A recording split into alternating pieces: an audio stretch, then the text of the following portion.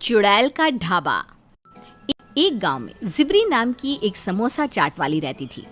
जिब्री का काम इतना अच्छा था कि सारी दुकानें छोड़ लोग उसी के ढाबे पर आते और समोसा चाट खाते। आइए आइए और खाइए गर्मा गर्म चाट, न आलू न चाट न टमाटर चाट, ये तो है जिब्री ढाबे वाले की समोसे चाट। आज तो कोई ग्राहक नहीं दिख रहा, छोड़ो, तब तक मैं अंदर जाकर समोसे का मसाला तैयार कर लेती हूँ। जिब्री अंदर जाती है कि बाहर से उसे कोई आवाज लगाता है। अरे कोई है क्या ढाबे पर, या चलती बनूं मैं? अरे निर्जला तू ना, जब भी आती है घोड़े पर सवार आती है। क्या बताऊं यार, न जाने किस कल मुँह की नजर लगी है, सुबह से एक ग्राहक नहीं आया। बैठे बैठे मन नहीं लग रहा था तो समोसे का मसाला बना रही थी मैं अंदर। तू बोल, किस काम से आना हुआ? तो मैं आ गई ना नजर उतारनी। मसाला बना ही लिया है तो समोसे भी तल दी। आज एक बड़ा ऑर्डर लाई हूँ मैं तेरे लिए। वो धनिया सेठ है ना, उसकी बेटी की शादी है, तुझे उसकी शादी में समोसा चाट लगाना है। अरे तू चिंता ना कर, मेरा काम हमेशा चोखा ही रहता है। ऐसा समोसा चाट बनाऊंगी कि बाराती वाले उंगलियां चाटते रह जाए। यहाँ धनिया सेठ के यहाँ बारात आने के लिए निकल पड़ती है। वहीं जिब्री समोसे चाट बनाने की सारी तैयारी करके निकल पड़ती है। रास्ते में उसे एक बारात निकलती दिखती है। लगता है धनिया सेठ की ही बेटी की बारात है, इसी में शामिल हो जाती हूँ। अकेले गई तो जरूर खो जाऊंगी। अनजाने में धनिया सेठ की बेटी की बारात समझकर जिब्री भूतों की बारात में शामिल हो जाती है। बारात में ये फूटी हुई हांडी कौन लेकर जा रहा है? ये सेठ तो बड़ा ही कंजूस है, मुझे समय पर काम का पैसा दे दे बस। यहाँ आई गई हो तो सब मिल जाएगा, चिंता मत करो। हमारे पास आने वालों की तो हर चिंता आखिरी चिंता में बदल जाती है। हैं? बड़े अजीब लोग हैं ये। वैसे आपने ये हांडी क्यों साथ रखी हुई है? मुझे इसमें डालने के लिए। और तभी बारात के सारे लोग भूतों में बदल जाते हैं। सबकी शक्लें बदल जाती है।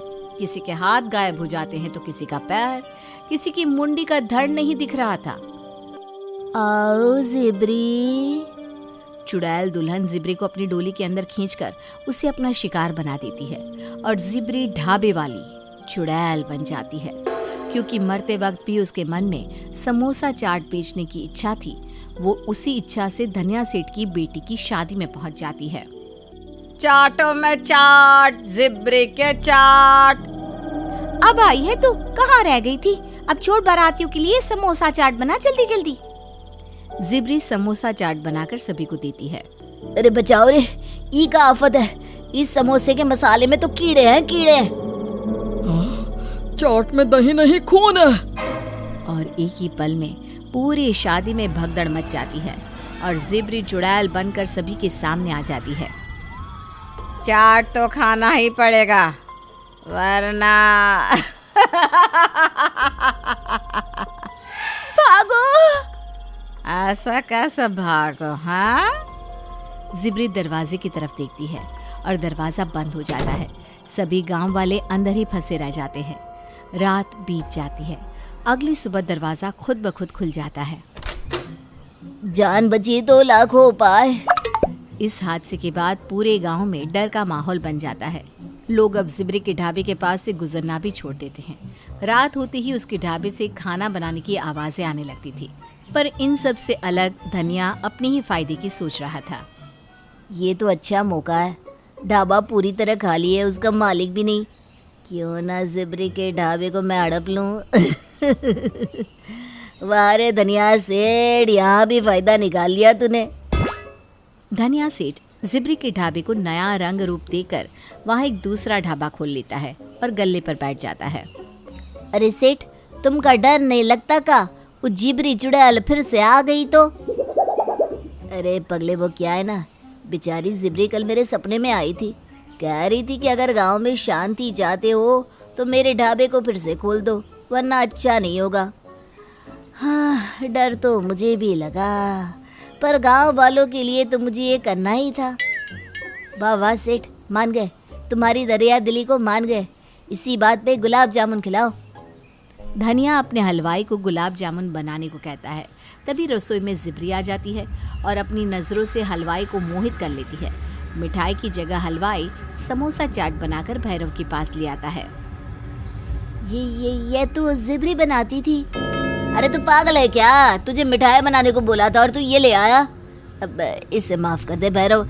अब देख, अब चाट बनी गई है तो खा ले। भैरव जैसे ही उस चाट को खाता है डर जाता है, क्योंकि उसका स्वाद बिल्कुल जिब्री के हाथों की चाट सा था। चाट को खाकर वो घबरा जाता है और बिना कुछ कहे अपने घर को लौट जाता है। ऐसे तो ये हलवाई मेरी सारी कमाई खराब कर देता। ए हलवाई सुन, इस ढाबे पर समोसा चाट कभी नहीं बनेगा, समझा? जी मालिक। धीरे धीरे फिर से ग्राहकों के आने का सिलसिला धनिया के ढाबे पर शुरू हो जाता है, पर हर बार जिब्री के होने का एहसास सभी को होता रहता। फिर एक रात धनिया एक तांत्रिक को ढाबे पर लेकर आता है। महाराज, मैं चाहता हूँ कि आप उस चुड़ैल की आत्मा को कैद कर लें, ताकि मेरे काम में कोई अड़चन ना आए। ना रहेगी चुड़ैल और ना होगी मुझे परेशानी। धनिया के ये कहने की देर थी कि जिब्री की आत्मा वहां आ जाती है। बस धनिया, अब नहीं। जिब्री धनिया को हवा में उड़ाकर उसे जमीन पर गिरा देती है और जमीन पर घसीटती हुई गांव के बीचों बीच ले आती है।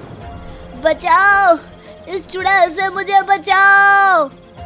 तूने मेरा ढाबा हड़पा और अब मुझे ही कैद करना चाहता है। अब नहीं धनिया सेठ। सभी गांव वाले वहां इकट्ठा हो जाते हैं। मेरे ढाबे को हड़प लिया तूने, मैं तुझे नहीं छोड़ूंगी, अब तो नहीं बचेगा। जिब्री धनिया को खूब पीटती है और फिर पेड़ पर लटका देती है। और तांत्रिक महाशय। जिब्री के इस रूप को देखकर तांत्रिक वहां से भाग खड़ा होता है। मुझे नीचे उतारो, मुझे माफ कर दो जिब्री, ये सब मेरी ही साजिश थी। कई दिनों से मेरी नजर तुम्हारे ढाबे पर थी। मुझे पता था कि हर साल एक अंधेरी रात भूत या चुड़ैल की डोली निकलती है, इसीलिए उसी दिन मैंने तुम्हें काम पर बुलाया, ताकि तुम उस डोली का शिकार हो जाओ और तुम्हारा ढाबा मेरा हो जाए। क्या? हाँ, और वैसा ही हुआ। मैं भूतों के एक बारात का शिकार बन गई। मेरी आखिरी इच्छा अपने ढाबे पर चाट बेचने की थी, जो अधूरी रह गई और मैं भटकती रह गई। निर्जला सब समझ जाती है। आज पूरा गांव तेरे हाथ के समोसे चाट खाएगा। बस तू उसमें खून या कीड़े मत डालना, ठीक है? अब चुड़ैल का ढाबा फिर से बिजली से जगमगा उठता है। बड़ी खुशी से जिब्री फिर से समोसा चाट बनाकर गांव वालों को खिलाती है। गांव वालों को चाट खाता देख उसकी आत्मा तृप्त हो जाती है और उसे मुक्ति मिल जाती है।